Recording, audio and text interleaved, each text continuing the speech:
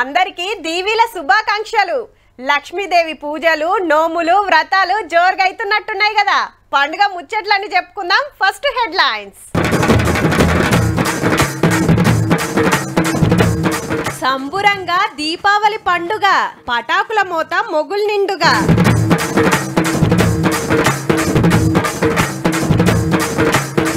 సదర్ సయ్యాటకు దున్నలు, ఎల్లుండి సందే సంబురాలు.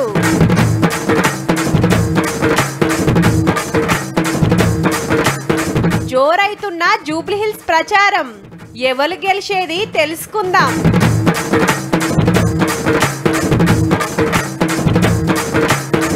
హైదరాబాద్ లో ఈజిప్ట్ మమ్మీ, ఈలైనప్పుడు సుషిరా తమ్మి.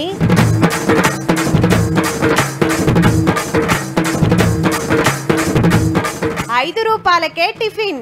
డబ్బా పట్టుకొని వచ్చినావు, తినకుండా ఇంటికి పట్టుకపోతున్నా. మా భార్యకు గుండె ఆపరేషన్ అయింది. సంక్రాంతికి ఆంధ్రల కోళ్ల పందాలు, అంతటా గంగెడ్ల ఆటలు, తమిళనాడుల జల్లికట్టు, కర్ణాటకల కంబల ఆటలు. అంటే బురదం అడుగుల దున్నలు రువ్వడి ఉరుకుతాంటే వెనక మరల అంతే రువ్వడిగా మనిషి ఉరుకుతాడు. ఇట్లా ఒక్కొక్క పండుగకు ఒక్కో తీరు ఆటలు, పోటీలు ఉంటాయి. మరి దీవిలంటే హౌ సదర్ సంబురాలే. చూద్దాం పాండ్రి ఈ తాపకు ఎట్లుంటదా. దున్నరాజులు అంటే దున్నరాజులే పో, కర్రెగా నిగనిగలాడుతున్నాయి. నిలబడితే మనిషి కంటే ఎత్తే ఉన్నాయి. ఒకటి ఏం తక్కువ 6 అడుగులు, 800 కిలోల కాంచెల్లి 2 టన్నుల వజన్ కూడా ఉంటాయి. 6 దున్నలు హర్యానా, పంజాబ్కి వెళ్ళి సదర్ సంబరాలకు మన హైదరాబాద్కు వచ్చినాయి. దీని పేరు గోలుటు. ఎన్నో అవార్డులు కొట్టుకొచ్చి 25 మాటలకు గెలిచిందట. ఏజీ 8 ఏండ్లు, వజను 2000 కిలోలు. ఈ దున్నరాజు తిండి అలాగుంటది. మళ్ళా కాజు, పిస్తా, బాదాం, ఆపిల్స్, ఉదయం సాయంత్రం పాలు ఇవ్వడం జరుగుతుంది. రోజుకి 20 లీటర్ల పాలు, 50 కిలోల మక్కదాన, 10 కిలోల షేపులు, 5 డజన్ల అరటి పండ్లు, 5 కిలోల గోధుమ పొట్టు, మిక్స్ డ్రై ఫ్రూట్లు అడ్డు తింటదంటే చూడండిగా. చిన్నది పెయికి పట్టడానికి పొద్దుగాల పొద్దుమిక వాకింగ్. దినం 2 మాటల షాంపూ పెట్టి తానం చేపిస్తారు. హటంక ఆవరణతోటి మసాజ్ చేస్తే నున్నగా నిగనిగలాడుతుంటది. ఇవి పండుకోవడానికి రబ్బర్ మ్యాట్లు వరుస్తారు. మంచి చెడ్డలు చూసుకోవడానికి సపరేట్ మనుషులు ఉంటారు. ఒక్కొక్క దున్నకు వచ్చేసి డైలీ ఒక 5 to 10,000 రూపీస్ ఖర్చు ఉంటది. ఈజీగా ఏజ్ ని బట్టి డైట్ ఇస్తాము. ఇది రోలెక్స్, 4 ఏళ్ళు ఉంటది, 1200 కిలోల బరువు. హర్యానాలో 6 మాటలు ఛాంపియన్.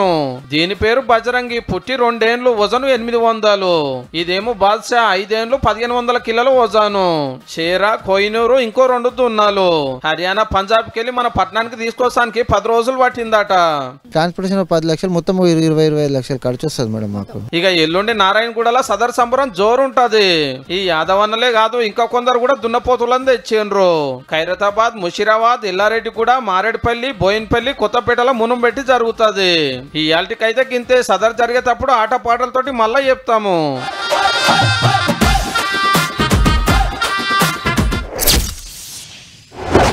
ఇక జూబ్లీహిల్స్ ప్రచారం జోరు మీదకి వచ్చినట్టే. 3 పార్టీల నడుమ తగ్గఫర్ ఉంటదుల్లా. కాంగ్రెస్ టికెట్ మీద నవీన్ యాదవ్ సారు, కారు గుర్తు మీద సునీత మేడం, బీజేపీ తరపున లంకల దీపక్ రెడ్డి సారు. ఈలను గెలిపిస్తానికి పెద్ద లీడర్లంతా దిగుతాండ్రు. ఓ మలక పాచారం తిరిగొచ్చిండ్రు సుత. ఎవ్వరు చెప్పుకునేది వాళ్ళు చెప్పుకుంటాండ్రు, మాకే ఓటేయాలని. డెవలప్మెంట్ పేరు మీద కాంగ్రెస్, సానుభూతితోటి బీఆర్ఎస్, మోడీ మంత్రంతోటి బీజేపీ గట్టిగానే తిప్పల పడుతున్నాయి. మేం గెలుస్తామంటే మేం గెలుస్తామని అందరు లీడర్లు అంటాండ్రు. కానీ అసలు ఓటేయాల్సిన జూబ్లీహిల్స్ వాళ్ళ మాట ఏందో తెలుసుకోవాలి కదా. చలో కానీ మరి అన్ని పనులు కష్టం చేస్తారు.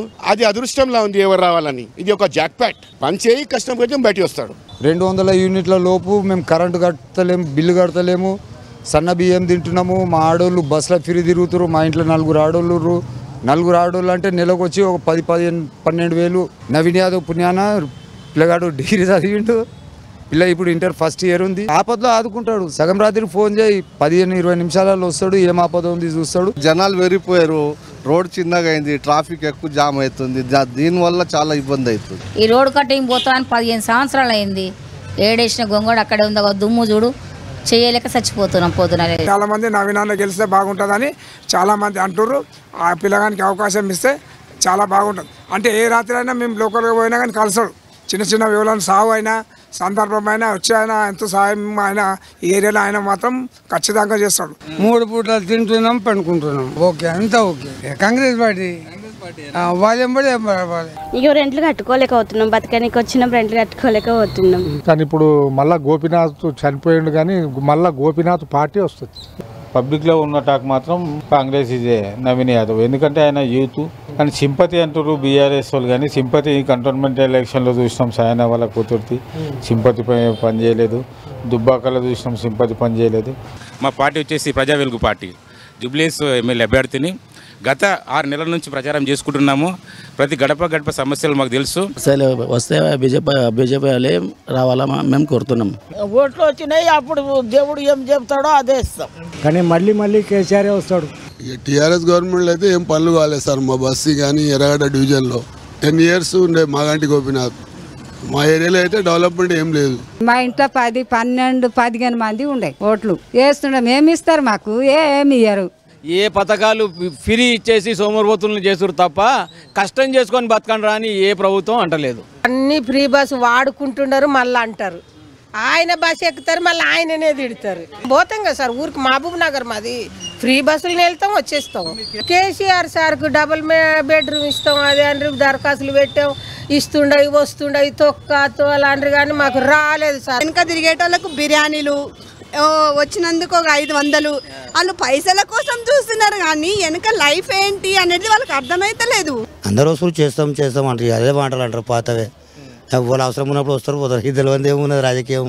150 కోట్ల బడ్జెట్ ఆ మినిస్టర్ మన జూబ్లీస్ నియోజకవర్గానికి కేటాయించి రోడ్లు కానీ కమ్యూనిటీ హాల్లు కానీ తర్వాత ఇంకా చిన్న డ్రైనేజ్ సమస్యలు కానీ ఇవన్నిటిని కూడా మ్యాక్సిమం పరిష్కరించారు, ఇనాగ్రేషన్లు చేసిర్రు. 10 సంవత్సరాలు టీఆర్ఎస్ ప్రభుత్వంలో ఉన్నప్పుడు కానీ పనులు ఈ బై ఎలక్షన్ పుణ్యమని అయినాయి. కేసీఆర్ని ఎక్కువ. ఇప్పుడు ఏ ఎమ్మెల్యేనా కానీ కూడా బయట వచ్చి పెద్ద పెద్దలతో తిరుగుతారు, కాకపోతే నవీన్ అంటే లోకల్లో తిరుగుతాడు. లోకల్ ఏం ప్రాబ్లమ్స్ ఉన్నాయి, ప్రజలకు ఏం ప్రాబ్లమ్స్ ఉందని అది చూస్తాడు ఆయన. 100% నవీన్ అన్నకి అది ఎందుకు లేదు. రూలింగ్ గవర్నమెంట్ కాంగ్రెస్ ఉంది, నవీన్ యాదవ్ గెలిస్తే ఏమైనా పనులు జరుగుతాయేమో. ఇప్పుడు ఈయన టీఆర్ఎస్ గెలిస్తే ఉన్న పనులు ఆగిపోతాయి. ఎలక్షన్స్ వచ్చినప్పుడు చేస్తారో లేకుంటే ఏం లేదు. 2 yearsలో సడన్గా కాదు. ఇంతకుముందు మనకు తెలంగాణ ఇచ్చినప్పుడు సర్ప్లస్ బడ్జెట్ ఇచ్చారు, ప్రజెంట్ అయితే మైనస్లో ఉన్నాం. సో అది అప్డేట్ కావాలంటే ఇట్ విల్ టేక్ నియర్లీ ఇంకా 4-5 years నడుస్తుంది మనకు. కేసీఆర్ వచ్చినప్పుడు ఇల్లు వస్తుంది ఆశపడి ఇంత ఎదురు చూసినా ఇల్లే రాలే. కేటీఆర్ వచ్చి ఆయన అప్పుడు మినిస్టర్ ఉండే కదా, మొత్తము వేరే వాళ్ళకు అథారిటీ ఇచ్చేసిండు, వాళ్ళకు పర్మిషన్ ఇచ్చేసిండు, మొత్తం బిల్డింగ్లు కట్టేసారు, కబ్జా చేసేసారు శ్మశాన వాటికంతా. ఎవరు వచ్చినా ఏది శుభ్రంగా చేయరు, ఎవరేం చేయరు. రేవంత్ రెడ్డి వస్తాడు రన్నింగ్ కదా, ఆయన కేసునే మన పనులు అవుతాయి. వేరే కేసు ఎవరికి పనులు కావు. అది ఎక్కడ ఉన్న గుంగడి అక్కడనే ఉంటుంది. డబుల్ బెడ్రూమ్ ఇల్లు 3-4 సార్లు పెట్టినాం కానీ ఇస్తామన్నారు, క్యాన్సిల్ చేసేసిండ్రు. పైసలు ఖర్చు పెట్టడానికే ట్రై చేస్తారు. ఆ పైసలు ఖర్చు పెడతారు, దాని తర్వాత పైసలు ఎట్లా సంపాదించాలని ఆలోచిస్తారు, కానీ ప్రజల సమస్యలు తెలుసుకోవాలని ఒక్కళ్ళు కూడా ఆలోచిస్తలేరు. పోయిన ఎమ్మెల్యే ఓట్లప్పుడు అసలు నేను ఒకటే అడిగిన, మీరు ఎందుకు వచ్చారు ఇక్కడికి? ఇంతకుముందు వచ్చే చెయ్యి పోయి రోడ్ వేస్తామని చెప్పిపోయారు. కాంగ్రెస్కి ఉంటుంది అన్న నవీన్ యాదవ్కి. ఆయన ప్రజల చూస్తాడు, చాలా మందికి అయితే హెల్ప్ చేసిండు. ఇక్కడ డ్రైనేజ్లు అక్కడనే పోతా ఉంటాయి, ఇబ్బంది అవుతుంది. బండ్లు ఇది ముందే బోర బండ, కొంచెం చిన్న సందులు ఉంటుంది కదా. మా గతంలో ఉన్న ఎమ్మెల్యే గారికి అనేక సార్లు చెప్పినా కూడా ఈ ప్యాచ్ వేయించండి, వర్షాలు వస్తాయి, నీళ్ళన్నీ భారీ ఎత్తున కొట్టుకుపోయి మాకు చాలా ఇబ్బందిగా ఉంటే కూడా గతంలో ఉన్న ఎమ్మెల్యే గారు కూడా పట్టించుకోలేదు. అలా అవసరం ఉన్నప్పుడు వస్తారు, ఓట్లు వేయమంటారు, ఓట్లు వేస్తాము. ఒక కరెంట్ లేకపోయినా, ఒక నీళ్ళు డ్రైనేజీలు పోయినా, నీళ్ళు రాకపోయినా ఏది పట్టించుకోరు. నవీన్ యాదవ్కి ఇచ్చి మంచి పని చేశారా? ఇప్పుడు అందరు అనుకుంటారు సరే కరెక్ట్ పర్సన్కి ఇచ్చిరు, ఏమైనా ఉంటే ప్రాబ్లం ఉంటే వెళ్తే ఆయన సాల్వ్ చేయగలుగుతాడు, యంగ్ ఉండు, యూత్ ఉండు, ఏమున్నా సాల్వ్ చేస్తాడని అందరికి పబ్లిక్లో అయితే మైండ్ సెట్ ఉంది.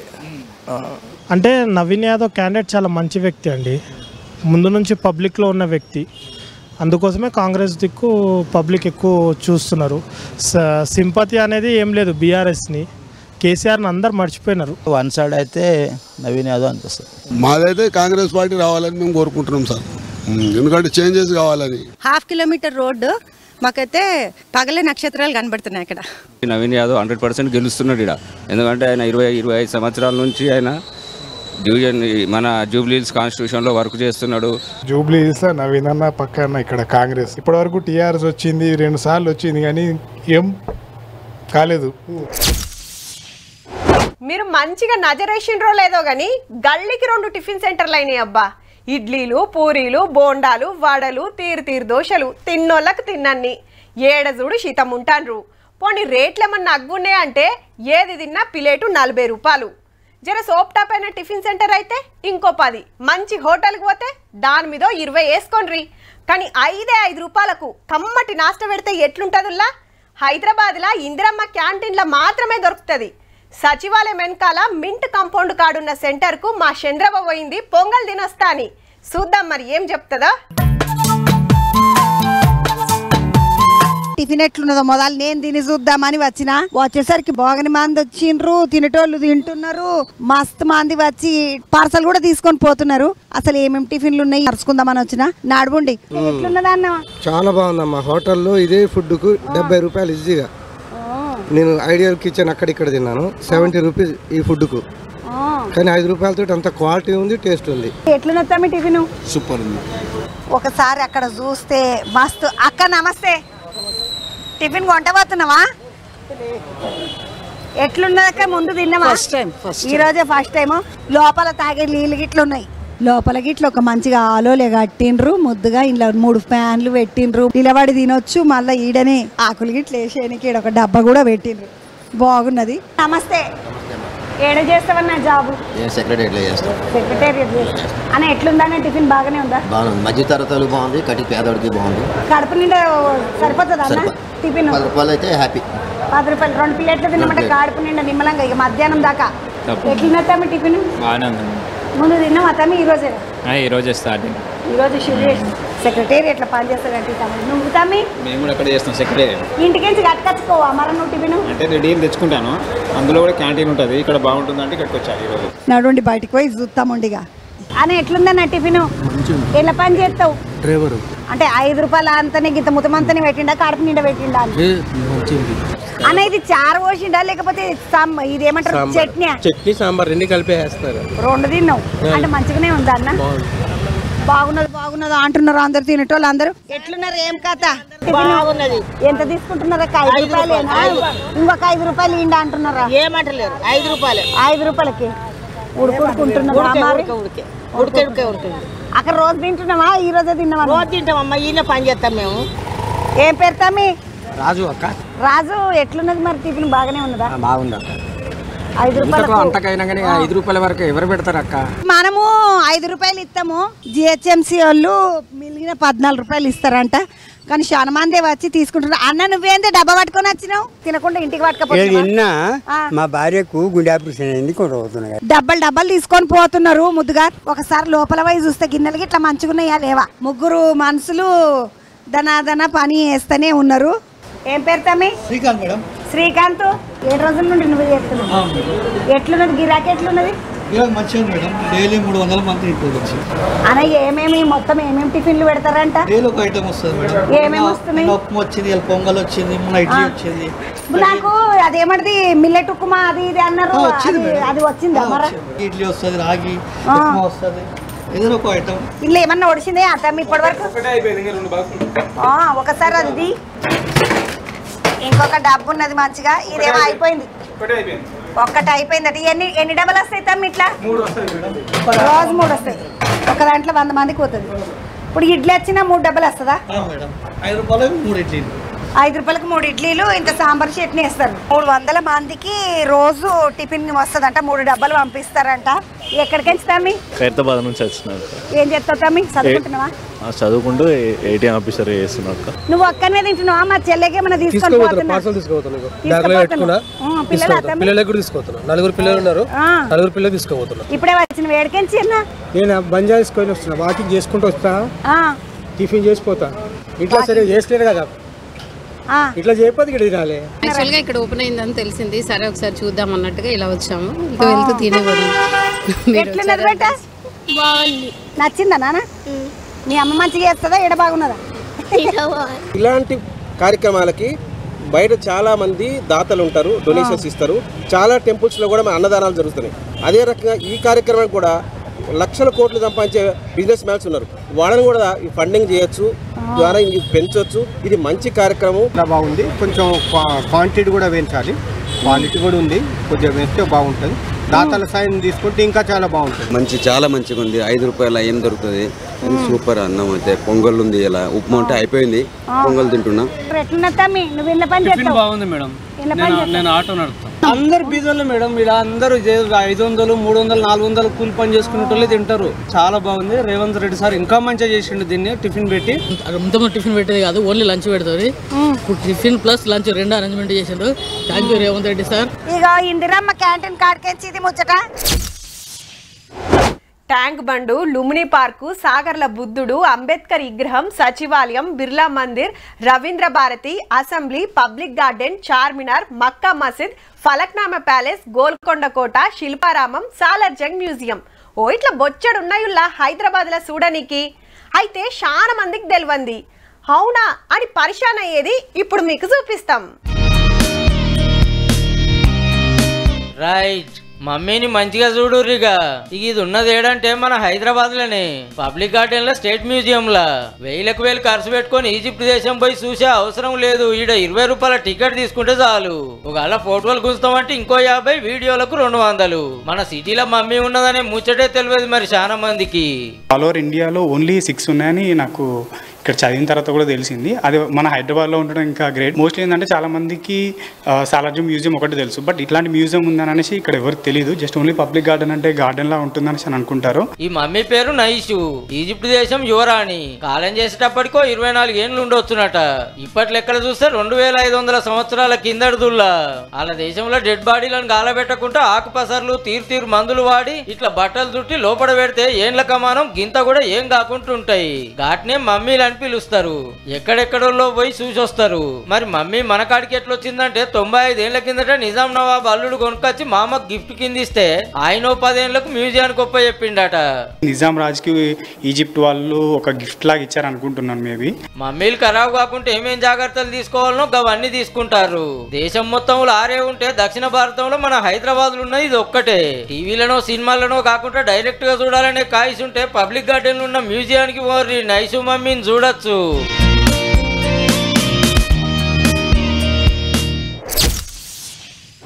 కత్తి లేకుంటే యుద్ధం చేయరాదు, ఎద్దు లేకుంటే వ్యవసాయం నడవది, పెట్రోల్ లేకుంటే బండి ఉరకది, తెడ్డేకుంటే పడవ గదలది, తొవ్వ లేకుంటే పయానం జాగది, మొసదేయకుంటే పానం నిలబడది, అట్లనే వొయ్యిలు లేకుంటే చదువు జాగది. కానీ అన్ని కొనుక్కొచ్చి ఇంట్లో పెట్టుకునే తాకత్ ఉండదాయే. గసొంటోళ్ళకి అక్కరికొస్తానికే ఎన్నో లైబ్రరీలు వచ్చినాయి. అయితే చెప్పుకోవాల్సింది ఇగో గిదాని గురించి. రైట్, చదువుట్లో అందరు బిజీగా ఉన్నారు కదా.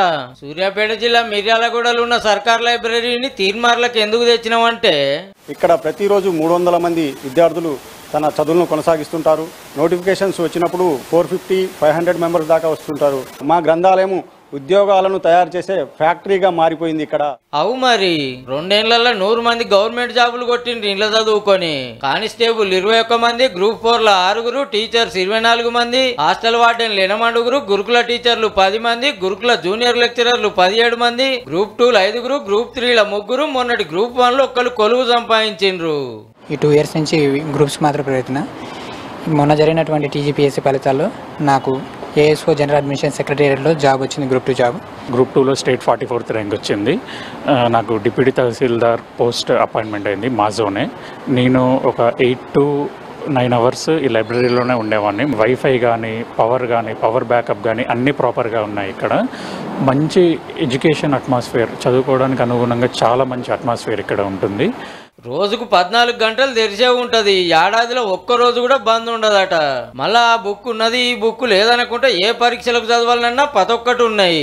వైఫై సౌలత్ కూడా పెట్టిర్రులో. ఇప్పుడంటే సద్దులు తెచ్చుకుంటారు, ఎండాకాలంలో బువ్వ కూడా పెడతారట. పట్నం పోయి హాస్టల్ నుండి 1000 ఫీజులు కట్టి కోచింగులు తీసుకునే తాకత్ లేని వాళ్ళకు మస్తు అక్కడికి వస్తుంది. కొన్ని స్వచ్ఛంద సంఘాలు సుతా అసరైతున్నాయి. నేను ఒక 3 years నుంచి డిఎస్సి గురుకులానికి ప్రిపేర్ అవుతున్నాను. ఉన్న డిఎస్సి నాకు లాస్ట్ 1:3 దాకా వెళ్ళేసి వచ్చాను. ఇప్పుడు మళ్ళీ దానికోసమే ప్రిపేర్ అవుతున్నాను. ఇది హైదరాబాద్ కొత్తగూడల కార్పొరేట్ ఆఫీస్ లెక్క లైబ్రరీ చాలు చేసిర్రు కంపెనీ వాళ్ళు. స్మార్ట్ ఫోన్లు వచ్చిన కాంచెలు అసలు ఒయిలు చదువుడే మరిసిర్రు చాలా మంది. అగో గసంటోళ్లను ఒయిల దిక్కు మలపాలనేది మనోళ్ళ తండ్లాట. 164 మంది కూకునే సౌలతి 15,000 ఒయిలు. అయితే ఫీజు గట్టిగానే ఉంటదేమో అనుకునేరు, ఫ్రీనే. ఎటువంటి డిజిటల్ ఇవి అలౌ చేయట్లేదు.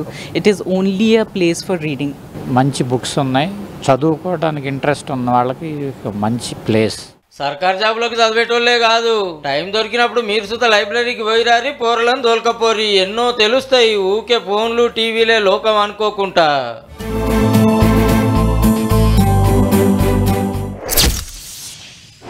నీ పోరలకిన వారెత్తు ఆటలన్నీ పతాకం ఫోన్లనే అయినాయుల్లా. Candy crush, temple run, subway surf, angry birds, బోంగ్రీ బర్డ్స్, ఛార్జింగ్ ఒడిచేదాకా పురుసత్తు. గింత పెయ్యి అలవకుంటా ఆడుడాయే. అదే అట్లా మైదానానికి పోతే ఆడితే ఎంత ఫాయిదా. గీళ్ళని చూడుర్రి, 2 తీర్ల అక్కెరొస్తట్టు ఎంత చక్కటి ఉపాయం చేసిండ్రో.